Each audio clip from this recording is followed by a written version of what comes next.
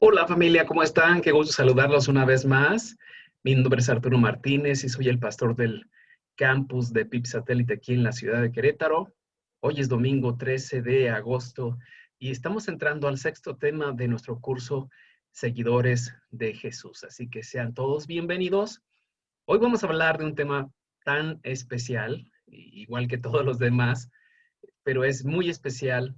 Vamos a hablar acerca del Espíritu Santo y determinar si Él es un poder o una persona. Hablamos mucho de esto, o vamos a hablar mucho de esto, porque hay algunas corrientes filosóficas y también algunas doctrinas que están mal teológicamente de algunos grupos sectarios que creen y dicen que el Espíritu Santo no es una persona, sino un poder o una fuerza. El asunto, al verlo de esta forma, es que un poder o una fuerza es completamente impersonal. Sin embargo, vamos a darnos cuenta a través de este tema que la Biblia muestra que el Espíritu Santo es muy personal, se relaciona con nosotros de diferentes maneras. Y bueno, quiero hacerles una pregunta a ustedes porque creo que es muy importante y la pregunta es la siguiente. ¿Qué características creemos que debe tener o reunir una persona para que consideremos que es una persona? ¿Qué características? ¿Que tiene cuerpo? ¿Que tiene voluntad? Es bien importante que meditemos sobre eso, porque nos vamos a dar cuenta a través de este estudio que el Espíritu Santo no tiene un cuerpo, sin embargo, sí es una persona.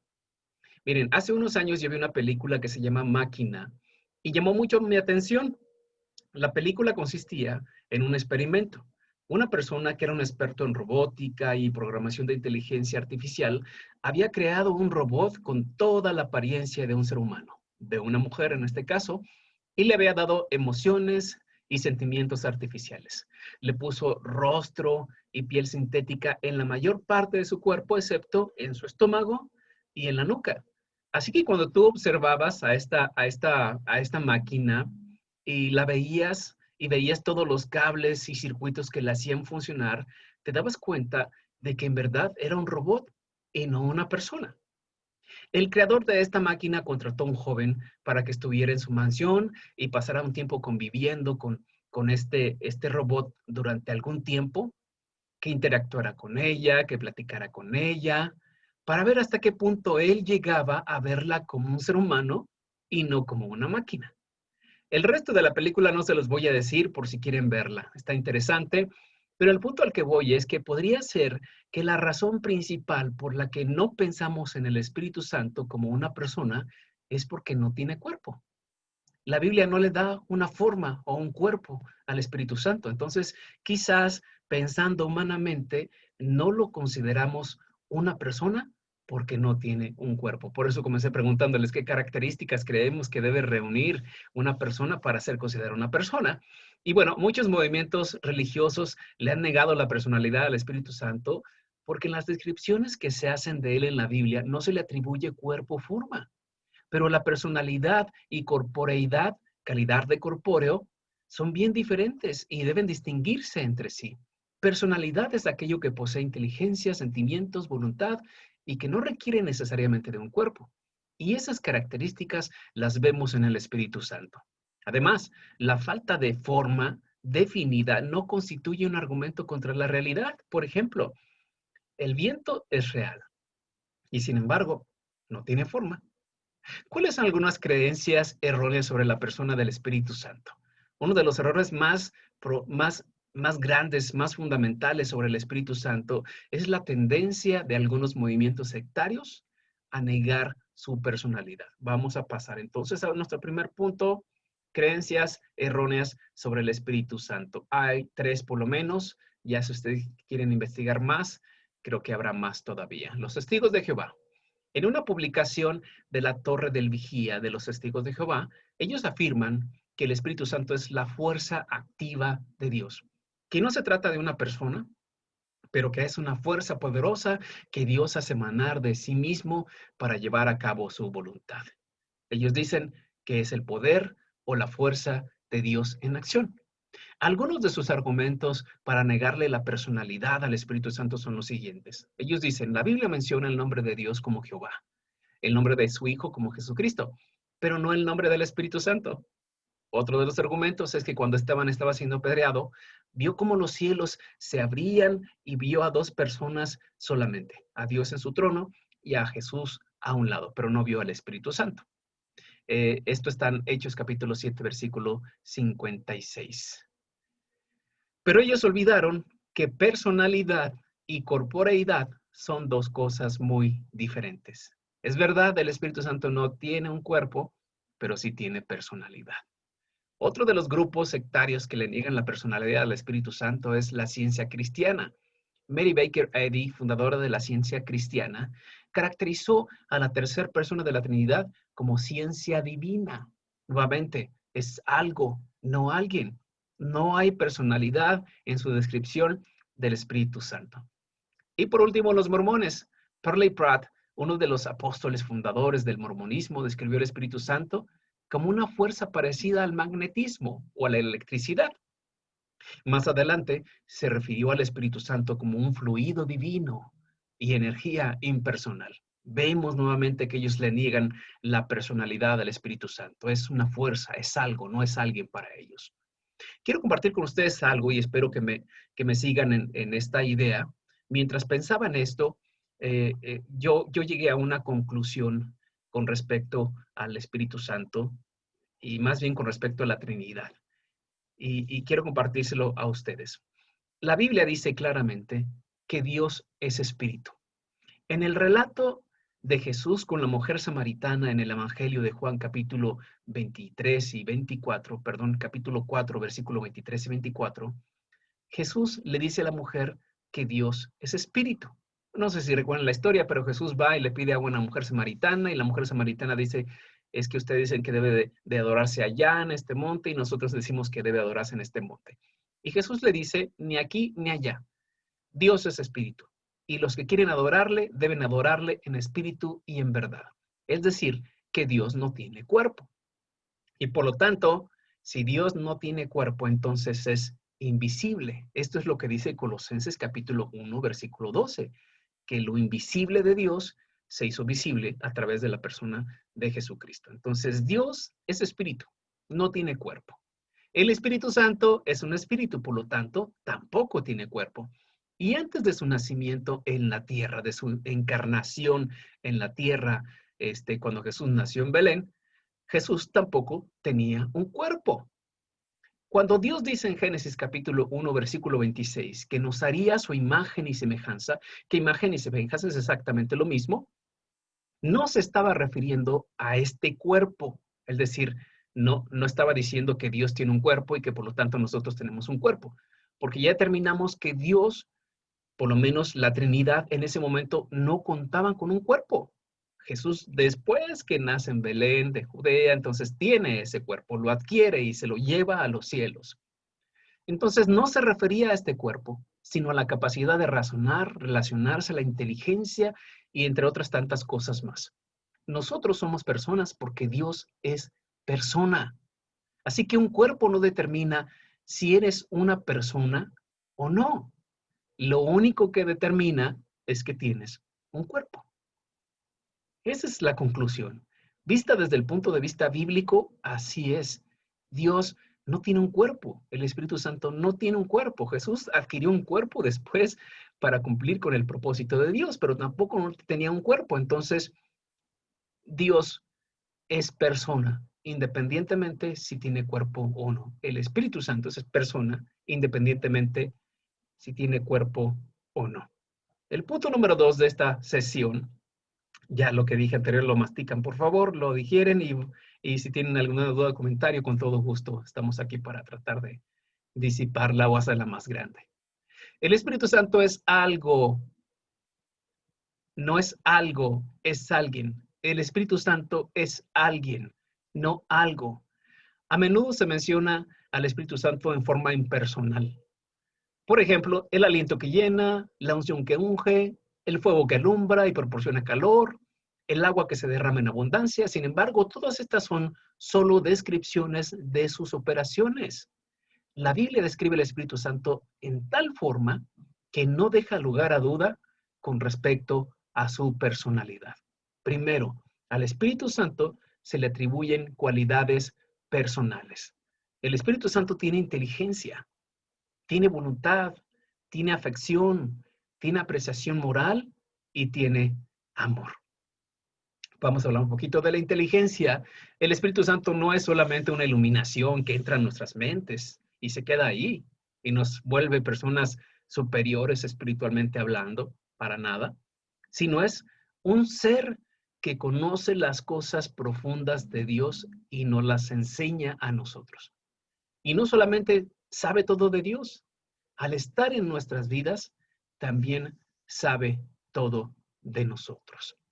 Voluntad. El Espíritu Santo no es una mera influencia o poder que debamos usar de acuerdo a nuestras voluntades, sino una persona divina que nos usa de acuerdo con su voluntad. Muchos perdemos por completo el propósito del Espíritu Santo en nuestras vidas porque estamos tratando de hacer que Él nos use de acuerdo con nuestra propia voluntad, en lugar de entregarnos para que Él nos use de acuerdo a su voluntad.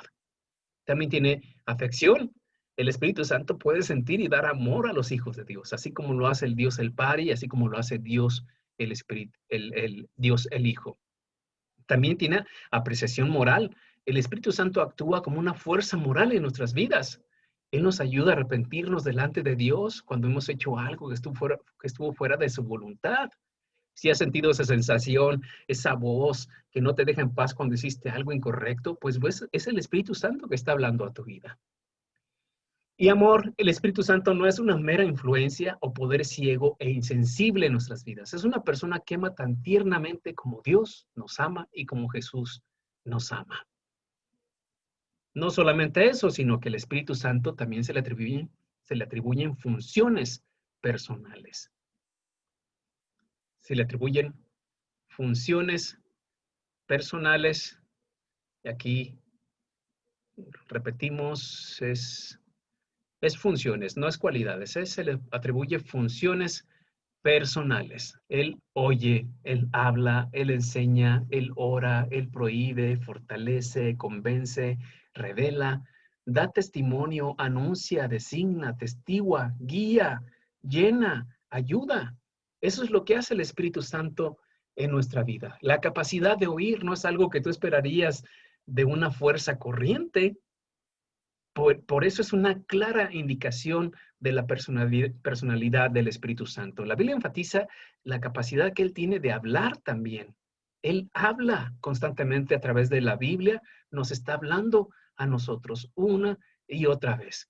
Y muchas de las veces permite que nosotros escuchemos, o siempre permite que escuchemos la voz de Dios a través de eso. También nos enseña, así como Jesús enseñó a sus discípulos cuando estuvo aquí en la tierra. El Espíritu Santo nos enseña a nosotros y nos llena.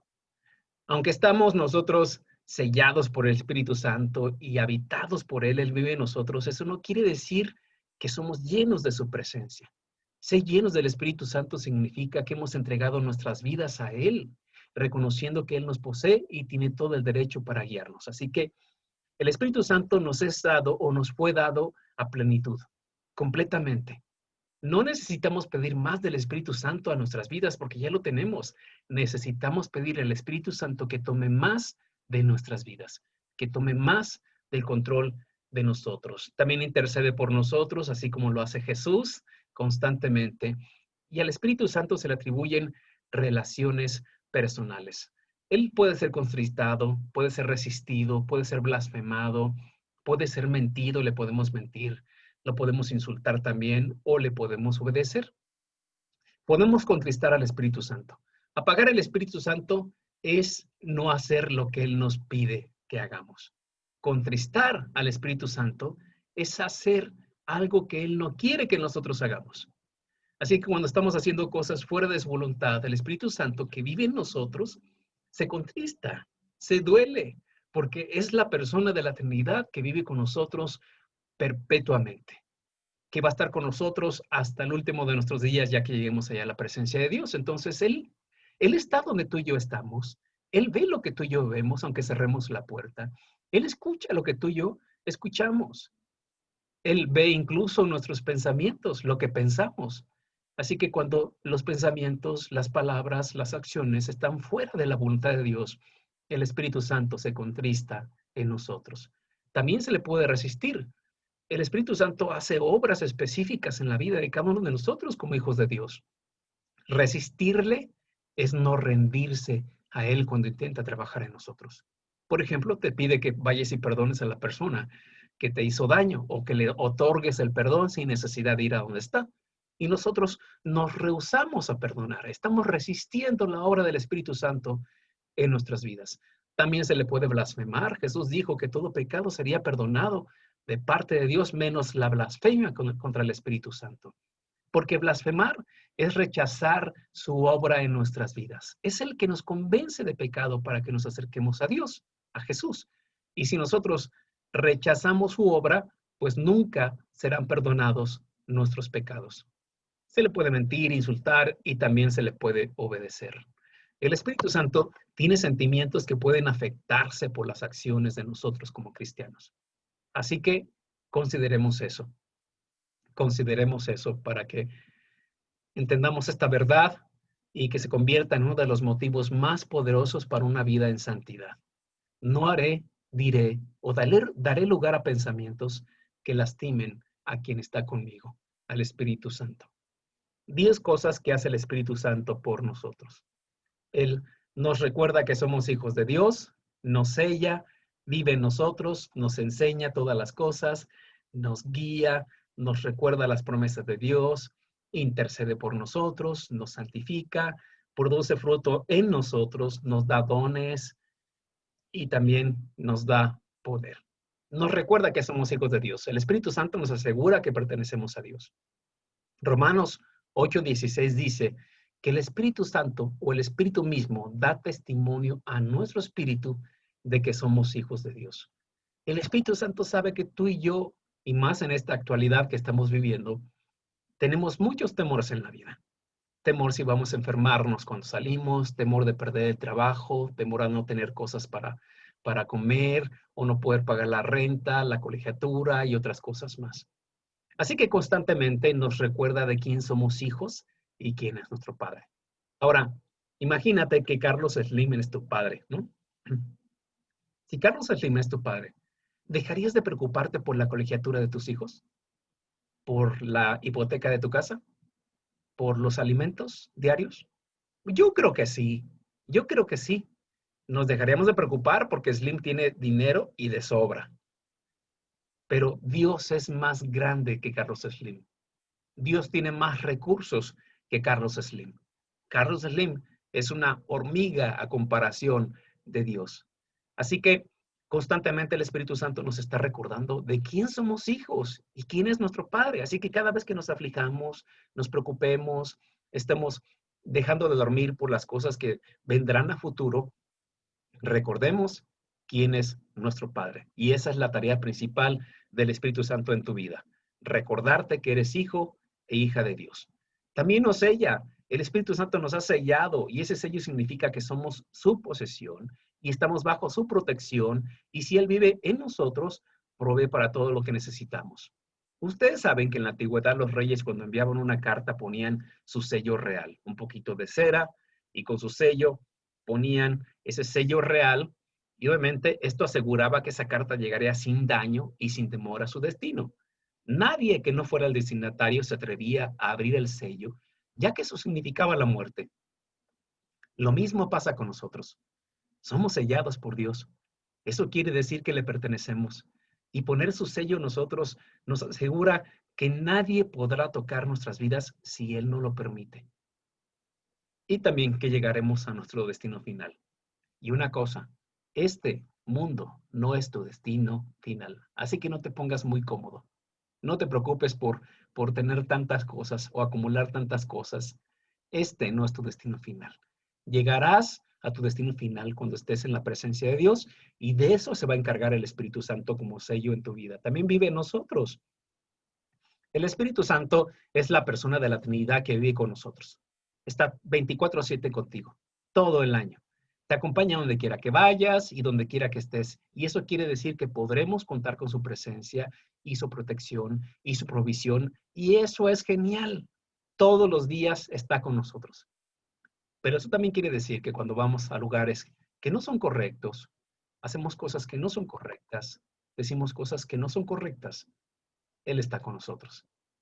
Así que esto se convierta en una motivación para vivir de acuerdo a la voluntad de Dios. Nos enseña todas las cosas. Tenemos al maestro de maestros dentro de nosotros. Él es quien nos ayuda a entender la palabra de Dios, la verdad. Si estamos en una situación difícil, pídele al Espíritu Santo que te guíe. ¿Qué es lo que tienes que leer en la palabra de Dios para que te dé fortaleza? Y también que Él pueda ayudarte a comprender lo que está ahí escrito.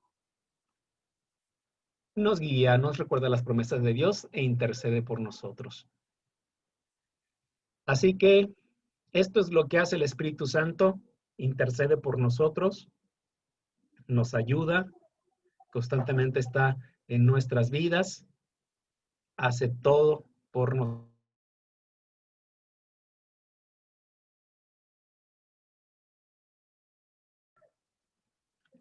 Intercede por nosotros. Intercede por nosotros. Eso es lo que hace. Me encantaría detenerme un poquito aquí. La obra del Espíritu Santo en nuestras vidas es la intercesión a favor de nosotros en la oración. En la oración. La afirmación más clara del rol del Espíritu Santo en nuestras vidas en el aspecto de la oración la encontramos en Romanos capítulo 8, que dice así: el Espíritu Santo nos ayuda en nuestra debilidad, pues ¿qué hemos de pedir como conviene? No lo sabemos, pero el Espíritu Santo intercede por nosotros con gemidos indecibles. Y Dios, que conoce las intenciones del Espíritu, interviene conforme a la voluntad e intercede por los santos. Cuando no sabemos lo que deberíamos pedirle a Dios en nuestras vidas, el Espíritu Santo intercede por nosotros. En los momentos que no tenemos palabras, que estamos confundidos o que no sabemos qué orar o qué decir, el Espíritu Santo intercede por nosotros. Así que cuando no sabemos qué decirle a Dios, tú simple y sencillamente dile lo que hay en tu corazón y el Espíritu Santo se va a encargar de traducir esa oración, de interpretar esa oración para que llegue de acuerdo a la voluntad de Dios y nos santifica. El Espíritu Santo trabaja en el acto de la regeneración en nosotros, no de la degeneración. Yo sé que hay algunos cristianos que se comportan de manera muy degenerada, pero no, el Espíritu Santo regenera nuestras vidas y que básicamente quiere decir llevar las cosas a su estado original. El objetivo de su obra es transformarnos de tal manera que lleguemos a parecernos a Jesús cada día. Él va a quitar en ese proceso todo aquello que no se parezca a Jesús de nuestras vidas. Y produce fruto en nosotros, nos da los dones y talentos y nos da poder para seguir adelante. El siguiente punto es la deidad del Espíritu Santo. Obviamente, el Espíritu Santo es Dios y Él tiene las mismas cualidades de Dios, los mismos atributos que son únicos de Dios. Él es eterno, Él es omnipresente, es tan omnipresente que está conmigo aquí y que está contigo allá donde estás. Es omnisciente. Imagínate, sabe todas las cosas de Dios que no sepa de nosotros o de otras personas. Y es omnipotente. Romanos 1.4 no está ahí, pero Romanos 1.4 dice que a través del poder del Espíritu Santo, Jesús fue resucitado. Entonces es omnipotente. Conclusiones generales de esta sesión.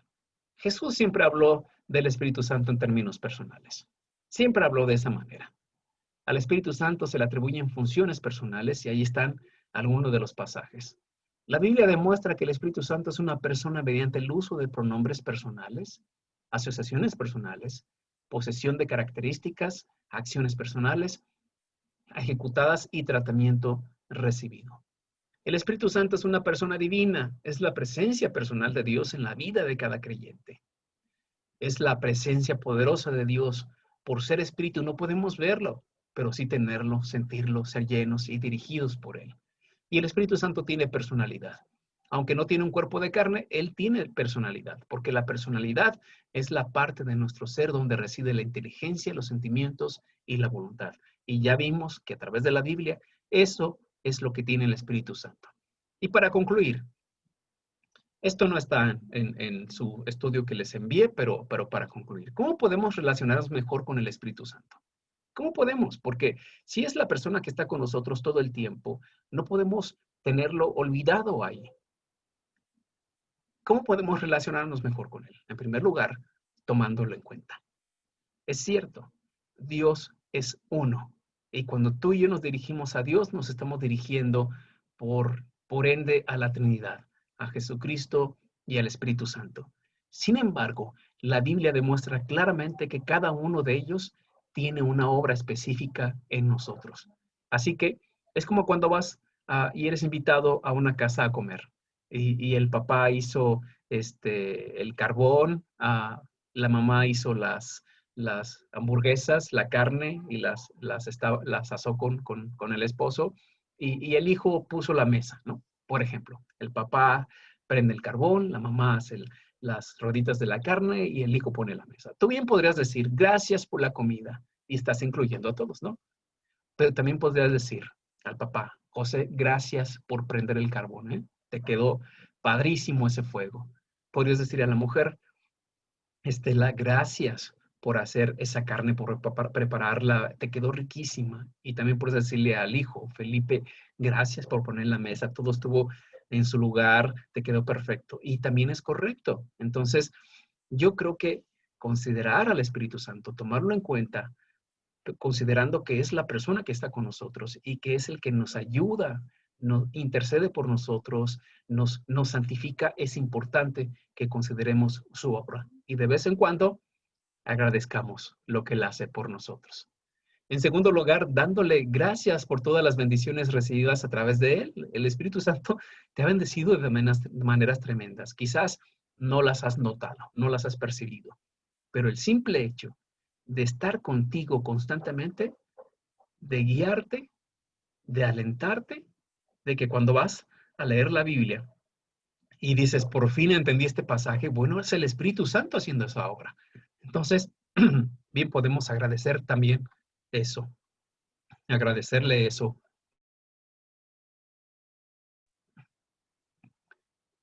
En tercer lugar, aprendiendo a amarlo, así como amamos a Dios y amamos a Jesús, también amar al Espíritu Santo en nuestras vidas. Y cuarto lugar, siendo dóciles y colaborando con Él.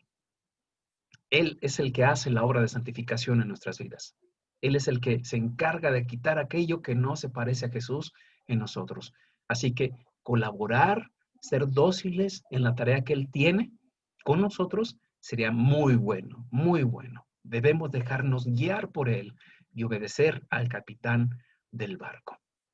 Espero que este tema haya sido de utilidad para ustedes, para que podamos entender, comprender y empezar a ver al Espíritu Santo como una persona en nuestras vidas. Darle su lugar, agradecerle y dejarnos guiar por él. Recuerden, 3 características que hacen del Espíritu Santo una persona. Él tiene cualidades personales. Tiene conocimiento, voluntad, afección, apreciación moral y amor. A él se le atribuyen también algunas cualidades personales. Él oye, él habla, él enseña, ora, prohíbe, guía, llena, ayuda, y también se le atribuyen relaciones personales. Él puede ser contristado, puede ser resistido, blasfemado, mentido. También podemos insultarle o podemos obedecerle. Y las 10 cosas que Él hace por nosotros, para que las consideremos. Nos recuerda que somos hijos de Dios, nos sella, vive en nosotros, nos enseña todas las cosas, nos guía, nos recuerda las promesas de Dios, intercede por nosotros, nos santifica, produce fruto en nosotros, nos da dones y nos da poder. Espero que haya sido de utilidad para ustedes. Si fue así, por favor, compártelo, dale un like al video o a la página. Y bueno, nos vemos la siguiente semana con la ayuda de Dios. Que Dios les bendiga muchísimo. Gracias. Cuídense mucho. Hasta luego.